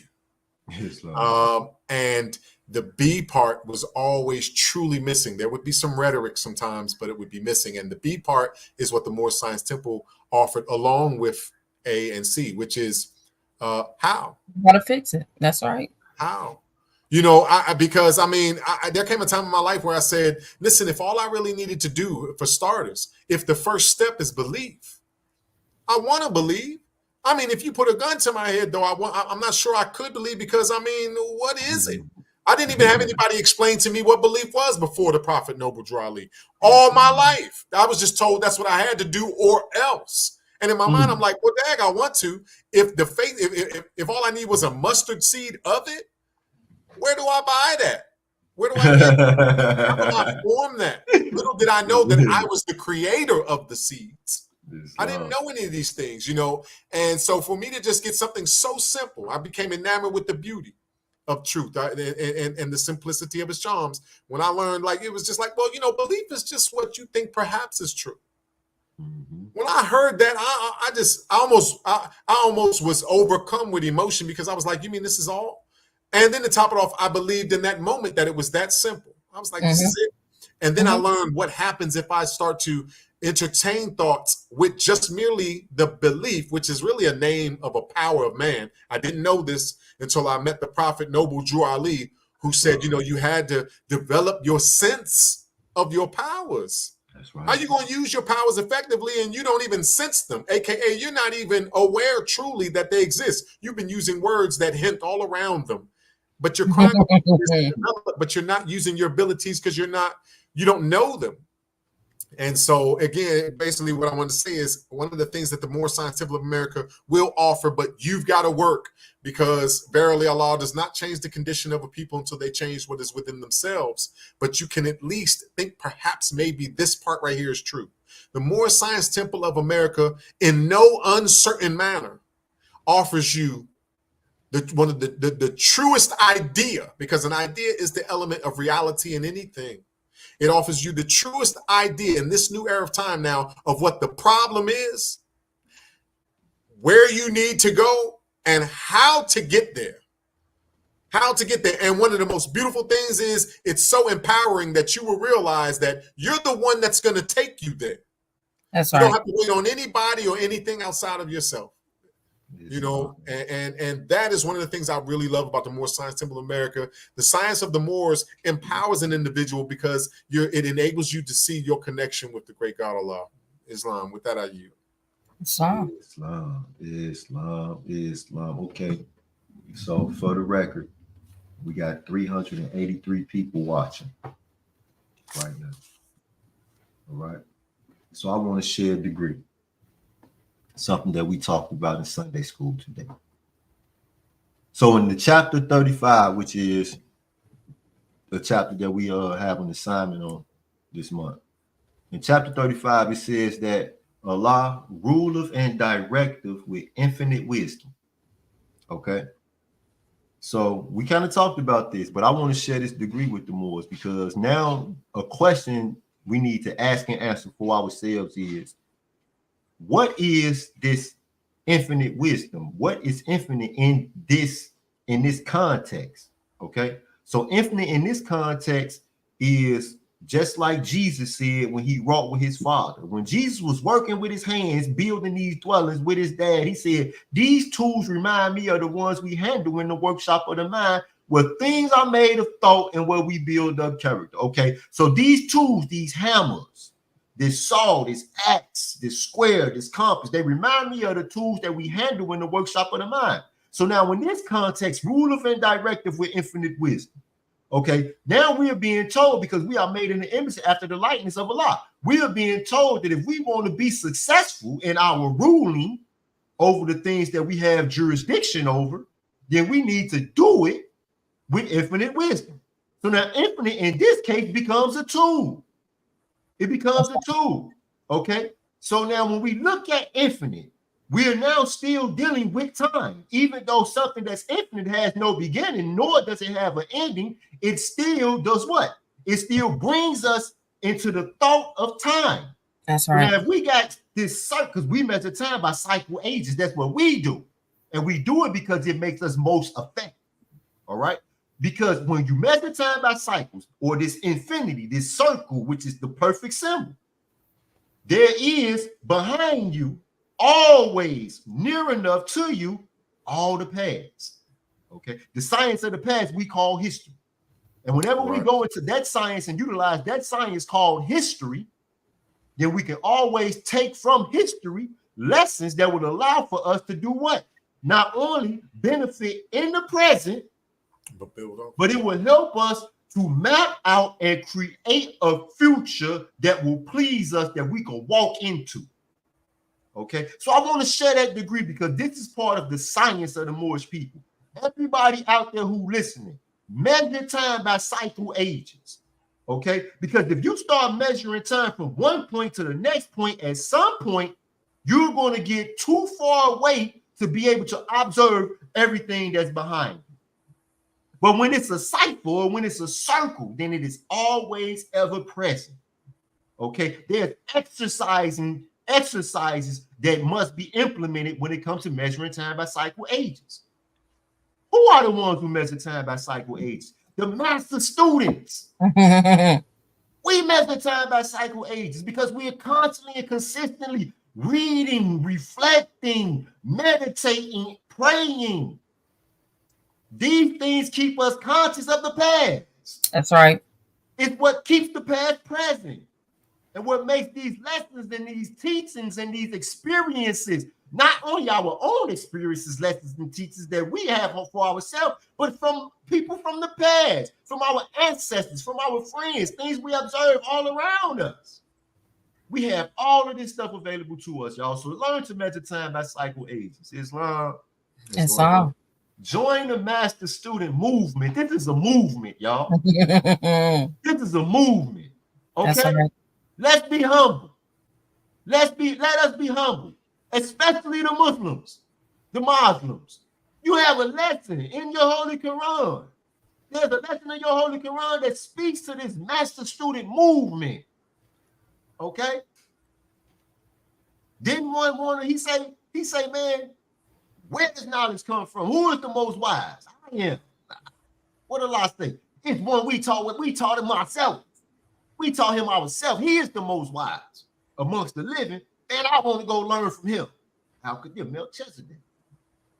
What happened when he went to go learn from Melchizedek? What did Melchizedek say? He said, you will not be patient with me. You will not be patient enough to learn what it is that you think that you want to know. All right? This is the beginning of the master student movement. That's way right. Back when. Islam. Islam. All right, y'all. Now, it's outro for real, y'all. Outro for real. You know what I mean? Paradigm shift in the podcast. Hopefully, Allah willing, inshallah,